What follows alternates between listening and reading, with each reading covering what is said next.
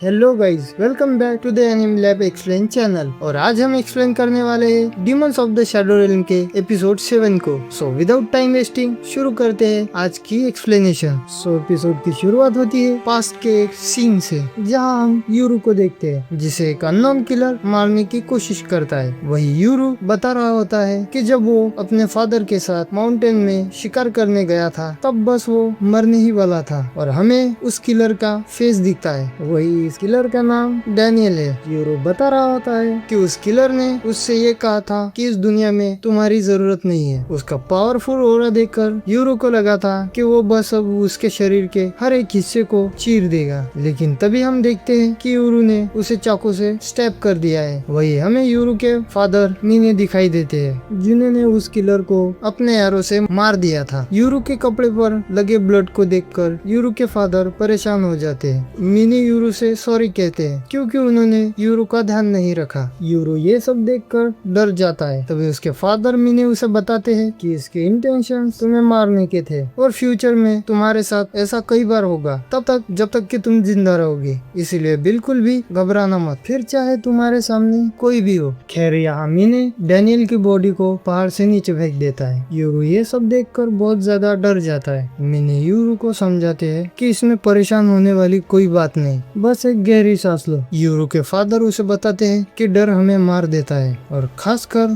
Hunters को, जो या तो जीने के लिए लड़ते हैं या फिर किसी दूसरे हंटर का खाना बन जाते हैं। इसलिए शांत हो जाओ और सिचुएशन को समझो। भूल जाओ जो भी हुआ, बस अपने हथियारों को हमेशा इस्तेमाल करते रहना। खैर तभी सीन चेंज होता है। तभी रात हो जाती है और यूरो के फादर यूरो से कहते हैं जो कुछ भी यहाँ पर हुआ वो विलेज में किसी को मत बताना। लेकिन यूरो कहता है ऐसा क्यों? हमने अगर विलेज के लोगों को बताया नहीं तो वो लोग फिर से हमला कर सकते हैं। मीने कहते हैं वैसे वो लोग हमारे गांव पर हमला तो करना चाहते हैं, लेकिन फिर भी तुम किसी को कुछ नहीं बताओगे। सुबह होते ही मीने और यूरो विलेज पहुंच जाते हैं, जहाँ वो विलेज के दादा दादी से मिलते हैं। खैर घर आते ही हमें दादी यामा दिखाई देती है, और वही हमें यूरो की मदर नागिसा और आशा भी दिखती है, जहाँ आशा एक केस टाइप जगह पर बंद है। आशा और यूरो एक दूसरे से बातें करते हैं। तभी मीने नागिसा के कानों में कुछ कहता है, जो सुनकर वो चौंक जाती है। जिसके बाद यूरो बताता है कि अचानक मेरे और आशा के बिना फादर और मदर ने गांव छोड़ दिया,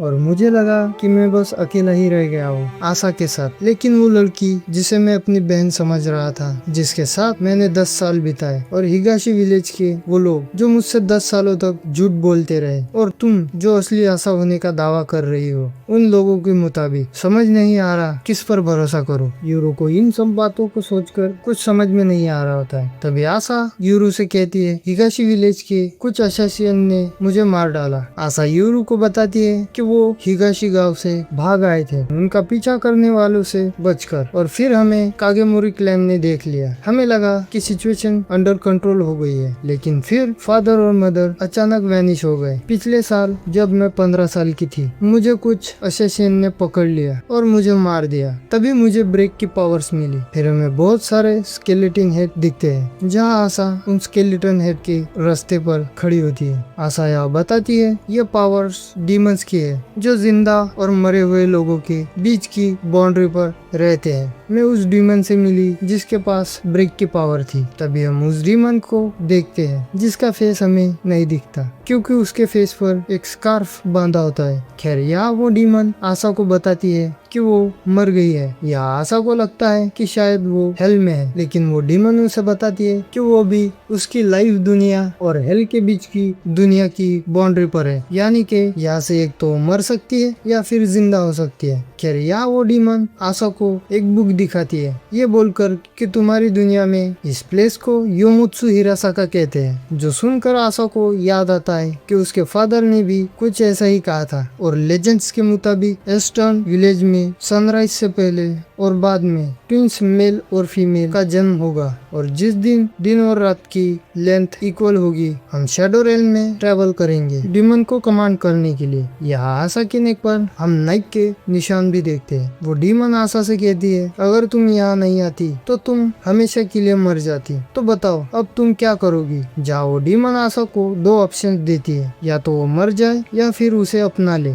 डीमन आशा से कहती है अगर मरना है तो उस रास्ते से नीचे कूद जाओ, और अगर जिंदा रहना है तो मुझे मेरी ब्रेक की पावर्स के साथ अपना लो और अपनी दुनिया में लौट जाओ। या वो डीमन आशा को लालच देने लगती है कि वो ब्रेक के पावर से एनिमीज के सिर तक को अलग कर सकती है। वो अकेले ही वॉर्स को खत्म कर सकती है बिना किसी पर डिपेंड हुए। वो खुद ही एक रियल हीरो बन सकती है। इसका इस्तेमाल तुम जैसे चाहो वैसे कर सकती हो। लेकिन यहाँ डीमन उसे एक सिचुएशन बताती है कि जो लोग तुम्हारी पावर्स को इस्तेमाल करना चाहते हैं वो तुम्हें ढूंढते ही रहेंगे। तुम्हें ऐसा लगेगा जैसे तुम जीता जागता हेल फील कर रही हो। तुम सोचोगी कि इससे बेहतर तो हेल होता। जिसपे आशा उस डीमन से कहती है कि मैं तो पहले ही हेल में जी रही हूँ। मेरे फादर और मदर किडनैप हो गए हैं क्योंकि उन्होंने मुझे जन्म दिया। मुझे नहीं पता कि उनके साथ क्या हुआ। आशा चिल्लाते हुए डीमन से पूछती है क्या मेरा भाई यहाँ आया था, क्या वो मारा गया। जिसपे डीमन बताती है कि उसे नहीं पता उसके भाई के साथ क्या हुआ। डीमन बताती है कि अगर वो मारा गया तो वो यहाँ नहीं आएगा,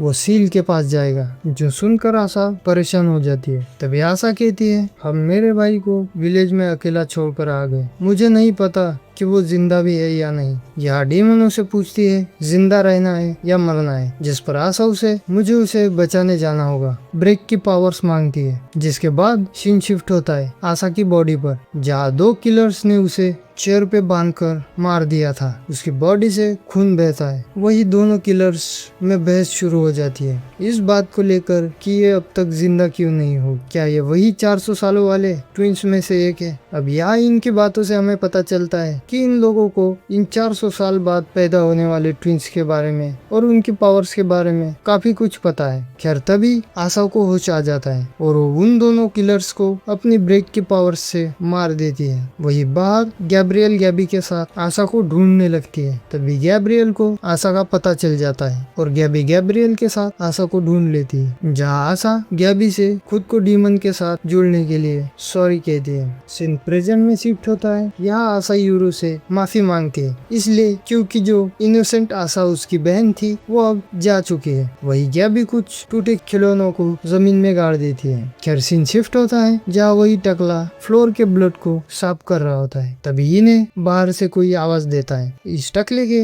डोर खोलते ही हम रियू तादेरा को देखते हैं जो इसे बताता है कि वो यूरू को लेने आया है। जिसके बाद ये टकला जिम को कॉल करके बताता है और यही हमें इस टकले का नाम पता चलता है जो कि आकियो है। खैर यार जिम यूरू से पूछता है। अब यूरू भी सोचता है क्या करे, उसे दोनों ही क्लैंस के लोगों पर भरोसा है। तो वो तादेरा को मेंशन में बुलाने को कहता है। जैसे ये सब यहाँ से जाने लगते हैं अचानक वहाँ आसमा आ जाता है। आसमा इनसे पूछता है कि मेंशन में क्या हुआ। जिम बताता है कि मेंशन में रात को कुछ वाइल्डर्स घुस आए थे। जिम को आसमा पर शक होता है तो आसमा से पूछता है तुम कहाँ थे, हमारी मदद करने क्यों नहीं आए। आसमा यहाँ कहता है कि वो ऊपर सो रहा था। तभी यहाँ एक और नया कैरेक्टर आ जाता है जिसका नाम हगेरू है और उसे भी मेंशन की इस हालत के बारे में पता नहीं होता क्योंकि वो डेडलाइन के बाद सो गया था। वही यूरू को देखकर हगेरू खुश हो जाता है, लेकिन यूरू के पीछे खड़े लेफ्ट और राइट को देखकर हगेरू की बोलती बंद हो जाती है।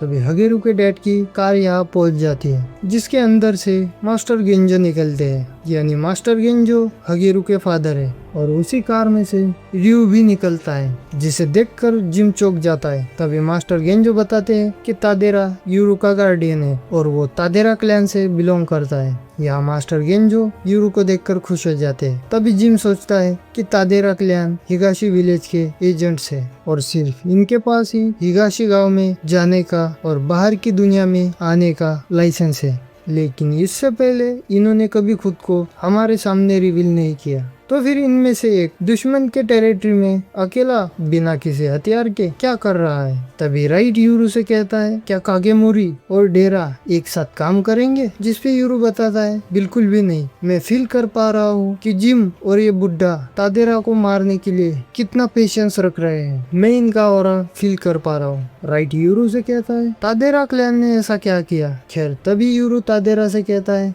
क्या आशा ने मुझे कहा है कि मैं मरने के बाद सील की पावर्स को अराइज कर पाऊंगा। क्या यह सच है? क्या तुम्हें इसके बारे में कुछ पता है? यूरो लेफ्ट और राइट से भी कहता है, तुम्हें इसके बारे में पता था तो तुमने मुझे पहले क्यों नहीं बताया? जिसपे डेरा बताता है कि उसने बस विलेज के लेजेंड्स से सुना था, इसके बारे में डिटेल में उसे भी कुछ नहीं पता। लेकिन तुम एक अच्छे और केयरिंग ब्रदर हो। अगर किसी ने आशा के साथ कुछ कर दिया और तुम्हें ब्लैकमेल किया मरने के लिए, ये जानते हुए भी कि मरने के बाद तुम पहले जैसे रहोगे या नहीं, लापरवाही से काम करना आसान हो जाता है। ये सोचना खतरनाक है। जो सुनकर यूरू डर जाता है। खैर तभी राइट कहता है, इसकी कोई गारंटी नहीं कि तुम फिर से जिंदा हो जाओ। लेफ्ट कहती है, हमने कहा था कि तुम 400 सालों बाद पैदा हुए पहले ट्विंस हो। पिछली बार के ट्विंस फिर से जिंदा नहीं हुए थे। जो सुनकर सभी लोग डर जाते हैं। तभी मास्टर गेंजो बाकी की बातें ब्रेकफास्ट पर करने के लिए कहते हैं। मास्टर गेंजो सभी के लिए ब्रेकफास्ट बनाने को कहते हैं। जहाँ आशा ये सोचकर खुश हो जाती है कि वो उसके भाई के साथ पहला ब्रेकफास्ट करेगी। और ये एपिसोड यहीं पे एंड हो जाता है। नेक्स्ट एपिसोड में और भी कुछ